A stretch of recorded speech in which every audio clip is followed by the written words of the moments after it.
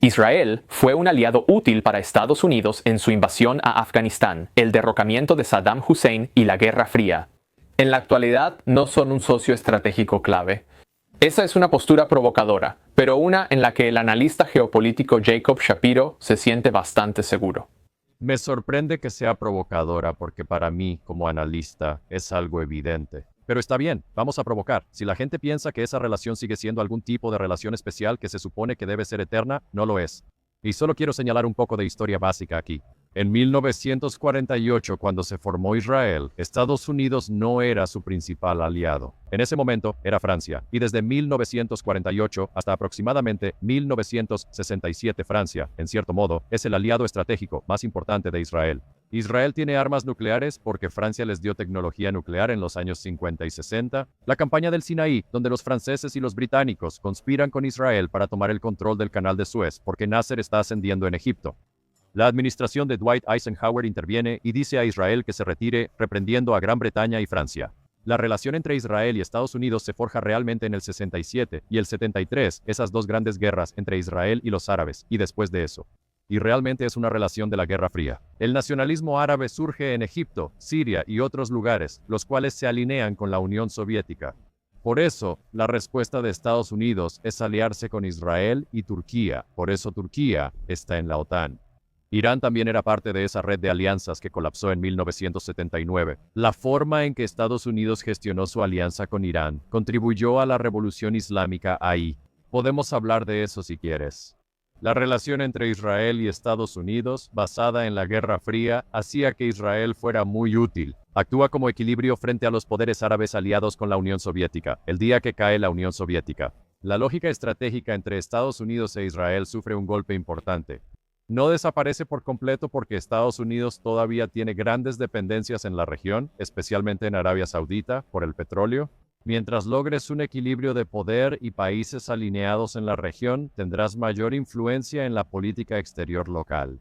Aunque la amenaza soviética se fue, lo cual es bueno, después llegó la revolución del esquisto en 2008. Y ahora ya no solo estamos hablando de la relación entre Estados Unidos e Israel, también estamos hablando de otras cosas. Estados Unidos puede evitar importar petróleo del Medio Oriente si lo desea.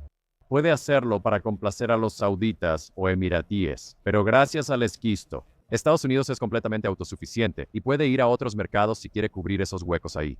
Estados Unidos tiene tanta energía que puede apoyar a Europa cuando Rusia invadió Ucrania y Europa se quedó sin gas natural. Exportamos gas natural licuado y ayudamos a Europa con energía, mientras que en Estados Unidos los precios siguen siendo relativamente bajos comparados con el mundo.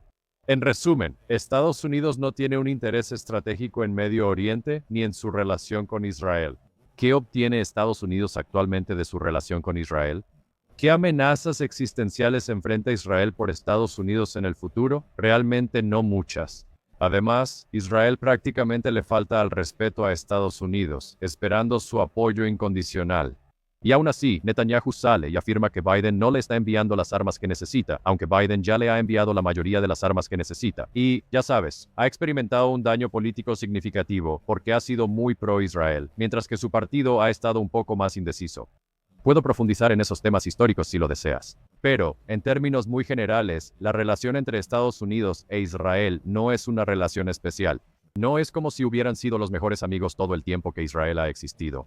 Surgió por la Guerra Fría y la dependencia energética de Estados Unidos en Medio Oriente, pero la Guerra Fría terminó y Estados Unidos ya no depende de esa región para energía. Así que hemos estado hablando sobre el giro hacia Asia desde que Clinton era secretario de Estado. Ahí es donde ahora se encuentran los intereses estratégicos de Estados Unidos. Hay inercia, hay burocracia y hay todo tipo de cosas que hacen que las cosas sigan como están. Si solo analizas la lógica geopolítica y estratégica, es difícil entender por qué Israel será tan importante para Estados Unidos. Entonces, en ese mismo espíritu de lógica geoestratégica fría y dura, ¿por qué es tan relevante para Francia? ¿Se trata de equilibrar el Mediterráneo? ¿Cuál es la perspectiva desde el punto de vista francés que hace que eso sea tan significativo geopolíticamente?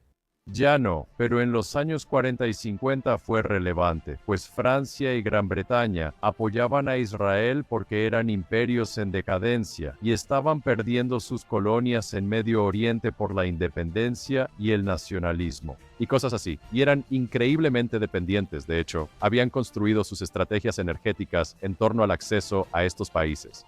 Cuando Gamal Abdel Nasser gana poder en Egipto y amenaza con cerrar el canal de Suez, primero que nada, los británicos pensaban que el canal de Suez era suyo. Sentían que les pertenecía, así que ya era una especie de insulto para ellos, pero también era, si Egipto puede cerrar el canal de Suez, puede cerrar todo ese petróleo de Medio Oriente. Francia y Gran Bretaña dependían de esos mercados, siendo países acostumbrados a ser grandes potencias imperiales. No iban a aceptar abrir el canal de Suez, los mercados, ni recuperar su petróleo. Así que esa fue la razón por la que Gran Bretaña y Francia después del 48 debería decir, no es como si estuvieran ayudando a Israel durante su guerra de independencia en 1948. Esa era la lógica estratégica de Francia y Gran Bretaña ahí. En el 48, tanto Estados Unidos como la Unión Soviética aprobaron en la Organización de las Naciones Unidas la creación de Israel, así que no se opusieron. Pero la razón por la que Israel sobrevive en el 48 es una combinación de supongo que tres cosas. La primera es que los ejércitos árabes simplemente no podían comunicarse entre sí, así que si hubieran unido todas sus fuerzas, lo habrían logrado. En cuanto a números y todo lo demás, superaban por mucho al naciente Estado israelí. Pero estaban Egipto, Siria, Jordania y parte de Irak. Ninguna de estas fuerzas se comunicaba bien entre sí, y los jordanos eran los únicos que realmente estaban bien entrenados. Los británicos los entrenaron, así que el entrenamiento no era bueno. La segunda era que el tamaño de Israel en realidad jugó a su favor. Tenían líneas interiores muy cortas, así que Israel podía llevar a sus mejores tropas. ¿Sabes? Golpear a los egipcios en la cara, luego rotar las tropas al lado jordano, golpearlos en la cara, moverse de un lado a otro, mientras que esos ejércitos árabes tenían que cruzar distancias enormes para intentar atacar a Israel. La tercera es que los israelíes conseguían armas del mercado negro de Checoslovaquia vía la Unión Soviética. Lo pienso seguido porque cuando consideras la guerra entre Rusia y Ucrania, ¿de dónde obtiene Ucrania muchas de sus armas? Sigue siendo como la República Checa, los eslovacos, los traficantes de armas y demás. Así también sobrevivió Israel. En el 48 no es Francia, Gran Bretaña, Estados Unidos ni la Unión Soviética. La incompetencia árabe y la obtención de armas soviéticas vía Checoslovaquia permitieron la supervivencia de Israel. Supongo que es provocador porque la gente cree que si algo es cierto ahora, siempre lo ha sido. Israel busca que su relación con Estados Unidos sea lo más cercana, sólida y estratégica posible, incluso si esto implica dificultades, para que Estados Unidos la termine, porque necesita ese garante de seguridad. Así que tal vez esa sea parte de la razón detrás de esto.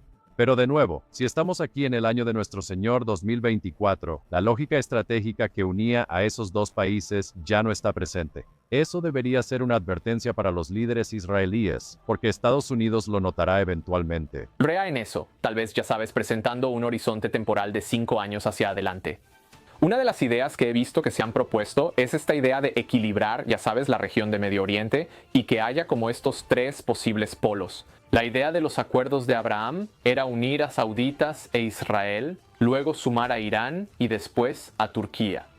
Y ellos están, ya sabes, al tener esos tres puntos del triángulo, por así decirlo, no habría una sola potencia que domine la región. Eso no monopoliza, pero domina de tal forma que China podría amenazar con controlar todo el hemisferio oriental o el este de Asia.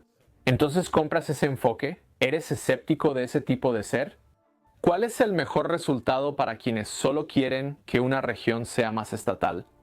Lo irónico es que Estados Unidos rompió un equilibrio de poder que funcionaba bien. Así que cuando Estados Unidos invadió Irak y destruyó el Estado iraquí, y por buenas razones, no siento ningún aprecio por Saddam Hussein. El mundo es probablemente un lugar mejor sin Saddam Hussein haciendo lo que hacía en Bagdad.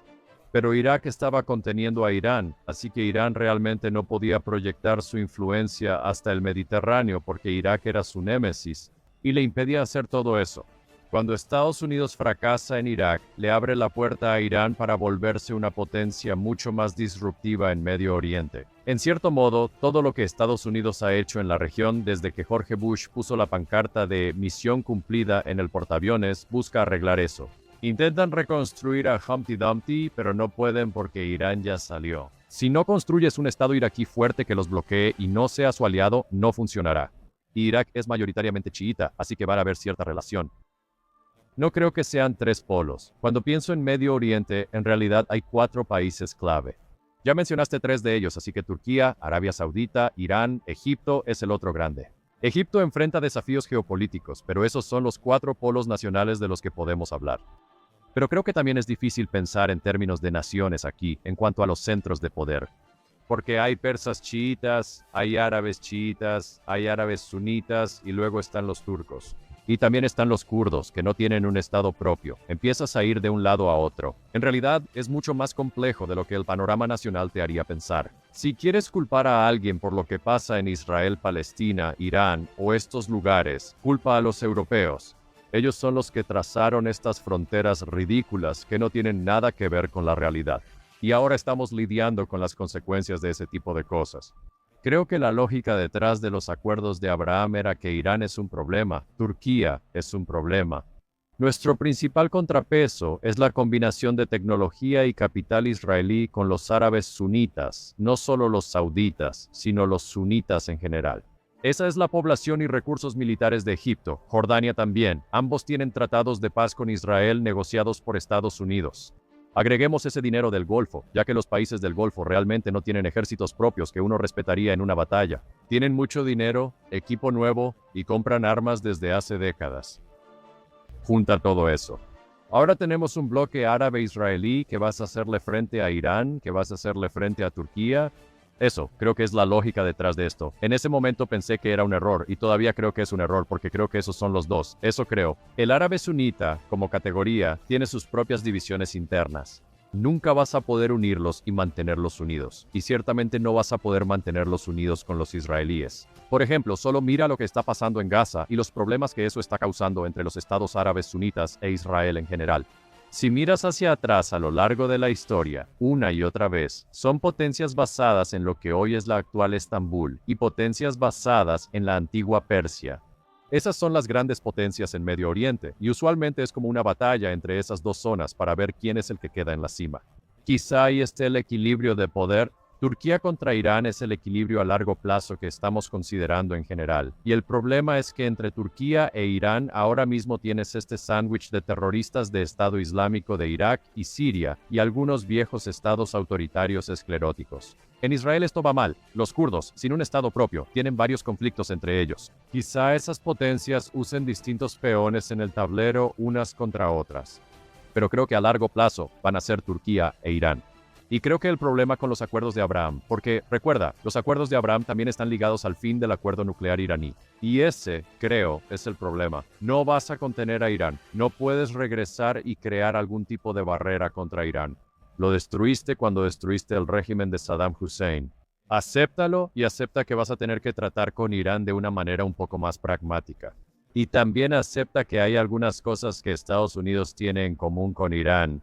¿Sabes lo que es una amenaza existencial para Irán? Los terroristas islámicos sunitas radicales. Eso es una amenaza directa para el futuro de Irán. ¿Sabes quién no tolera a los terroristas islamistas sunitas radicales? Todo Occidente. Una de las razones por las que Estado Islámico de Irak y Siria cayó cuando lo hizo fue porque durante 1 o 2 años Occidente e Irán estaban como, está bien. Trabajemos juntos para eliminar a Estado Islámico de Irak y Siria, ellos son los verdaderos malos. Para mí, los acuerdos de Abraham fueron miopes y apostaron por los caballos equivocados. Tanto en términos de quién va a poder bloquear a estos diferentes poderes como de quiénes son los principales poderes en general. Si pensaras en esos dos, ¿Hablas de Turquía e Irán? equilibrándose mutuamente, ¿hay uno por el que apostarías? ¿Hay uno que creas que tiene mejor posición y más piezas en su lugar para ganar la región? En ese contexto, Absolutamente, Turquía está ganando, y Turquía está ganando en parte porque está liderada por Estados Unidos. Occidente ha decidido que Irán es la mayor amenaza y ha estado aislando la economía de Irán y llevando la economía de Irán a sus rodillas. Regresa y mira una gráfica del Producto Interno Bruto de Turquía e Irán, comenzando aproximadamente en los años 80. Irán tenía una economía mucho más grande en ese entonces, y básicamente se ha invertido en los últimos 30 años, así que ahora Turquía tiene una economía mucho más grande. Turquía está ganando cuota de mercado a los fabricantes europeos al producir todo lo necesario. Hace 1 o 2 años pedí un congelador de reemplazo. Tardó en llegarme porque los chips del congelador ahora se fabrican en Turquía, no en China. Turquía está ganando relevancia.